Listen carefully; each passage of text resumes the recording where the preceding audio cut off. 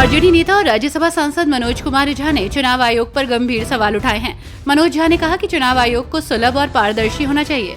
हमने आयोग को अपनी तमाम चिंताएं बताई थी, कई सवाल किए थे, लेकिन हमें किसी का जवाब ढंग से नहीं मिला। जब नए मुख्य चुनाव आयुक्त ने पदभार संभाला था तब उन्होंने कहा था कि सभी राजनीतिक दलों से संवाद जारी रहेगा, लेकिन अब उनकी कार्यशैली में ऐसा कुछ नहीं दिखता। ऐसे में इस चुनावी मौसम में विपक्षी नेताओं के जिस हिसाब से बयान सामने आ रहे हैं, ऐसे में एक बात तो तय है कि इन्हें चुनाव आयोग पर काफी संदेह है। पंजाब के राज्यपाल गुलाब चंद कटारिया ने संजीव अरोड़ा को कैबिनेट मंत्री के रूप में शपथ दिलाई। मुख्यमंत्री भगवंत मान और अन्य मंत्री राजभवन में उपस्थित थे। संजीव अरोड़ा ने पंजाबी में पद और गोपनीयता की शपथ ली, जिससे वे भगवंत मान के मंत्रिमंडल में 17वें मंत्री बने। कुलदीप सिंह धारीवाल से एनआरआई मामले का विभाग लेकर अरोड़ा को दिया गया है, जबकि धारीवाल को बड़ा विभाग मिलने की संभावना है।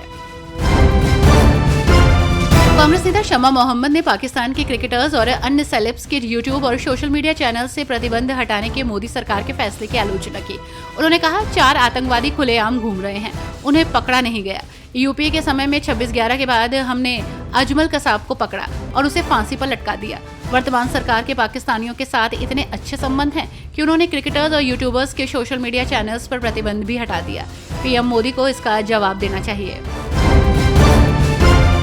ठाणे में मराठी न बोलने पर मनसे कार्यकर्ताओं द्वारा दुकानदार की पिटाई के बारे में बात करते हुए महाराष्ट्र के गृह मंत्री योगेश रामदास कदम ने कहा, महाराष्ट्र में आपको मराठी बोलनी ही होगी। अगर आपको मराठी नहीं आती तो आपका रवैया ऐसा नहीं होना चाहिए कि आप मराठी नहीं बोलेंगे। अगर कोई महाराष्ट्र में मराठी का अपमान करता है तो हम अपने कानून लागू करेंगे। दुकानदार को कानून अपने हाथ में नहीं लेने चाहिए। उन्हें संबंधित व्यक्ति के खिलाफ शिकायत दर्ज करानी चाहिए थी और कार्रवाई की जाती।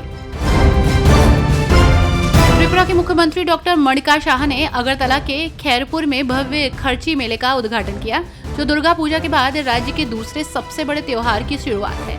समृद्ध आदिवासी परंपराओं और धार्मिक अनुष्ठानों से भरपूर इस सप्ताह भर चलने वाले उत्सव में भारत और पड़ोसी देशों से 20 लाख से अधिक भक्तों और आगंतुकों के आने की उम्मीद है। चतुर्दश देवता के रूप में जाने जाने वाले 14 देवताओं की पूजा के लिए समर्पित खर्ची महोत्सव का त्रिपुरा में बहुत सांस्कृतिक और आध्यात्मिक महत्व है। इसे जुलूस, प्रसाद और देवताओं के पवित्र स्नान सहित विस्तृत अनुष्ठानों के साथ मनाया जाता है। प्रधानमंत्री नरेंद्र मोदी बुधवार को घाना पहुंचे। यहां पहुंचते ही उन्हें गार्ड ऑफ ऑनर दिया गया। पीएम मोदी ने घाना की संसद को भी संबोधित किया। पीएम ने कहा, मैं बहुत सम्मानित महसूस कर रहा हूं। उन्होंने कहा कि भारत लोकतंत्र की जननी है। लोकतंत्र हमारे लिए सिस्टम नहीं, संस्कार है। पीएम ने देशवासियों की तरफ से आभार जताते हुए कहा कि कल शाम का अनुभव बहुत ही मार्मिक था। मेरे प्रिय मित्र राष्ट्रपति जॉन महामा से राष्ट्रीय पुरस्कार प्राप्त करना सम्मान की बात है। भाजपा नेता समीक भट्टाचार्य को पश्चिम बंगाल भाजपा का नया अध्यक्ष बनाए जाने के बाद भाजपा नेता सुकांत मंजूमदार ने कहा, ये एक सतत रिले रेस है।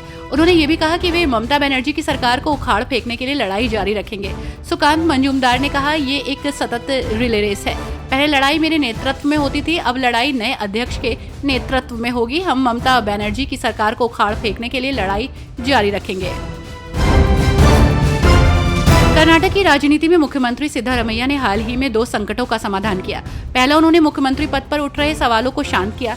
दूसरा, उन्होंने एक पुलिसकर्मी के साथ हुई तनातनी को सुलझाया, जिसमें उन्होंने सोशल मीडिया पर वायरल हुए एक वीडियो में थप्पड़ मारने का इशारा किया था। मध्य प्रदेश के मुख्यमंत्री मोहन यादव ने मध्य प्रदेश छात्रवृत्ति कार्यक्रम पर कहा कि 12th में 74% से ज्यादा अंक लाने वाले 94,234 विद्यार्थियों को लैपटॉप मध्य प्रदेश सरकार की ओर से दिए जाएंगे। प्रतिभावान छात्रों के साथ सरकार खड़ी है और हमारा ये मनोभाव दिखाई देता है। हम अपने युवा विद्यार्थियों को बधाई देते हैं और सरकार उनके साथ है। सरकार सभी क्षेत्रों के दरवाजे खोलकर युवाओं के साथ मध्य प्रदेश को भी आगे बढ़ाने का काम करेगी। कर्नाटक के सीएम सिद्धारमैया के अपने पोस्ट पर दिए गए बयान पर प्रतिक्रिया देते हुए भाजपा सांसद बसवराज बोमई ने कहा कि जब उन्होंने कहा कि वो हमारा 5 साल का कार्यकाल पूरा कर रहे हैं, तो इससे कांग्रेसियों और आम लोगों के मन में बहुत संदेह पैदा होता है। साथ ही कहा, सिद्धारमैया के 2.5 साल मुख्यमंत्री और डीके शिव कुमार के 2.5 साल सीएम रहने की डील हुई थी। इससे सरकार, प्रशासन और भ्रष्टाचार के खिलाफ लड़ाई की स्थिरता पर काफी असर पड़ा। कर्नाटक ने पिछले 2.5 सालों में बहुत कुछ झेला है।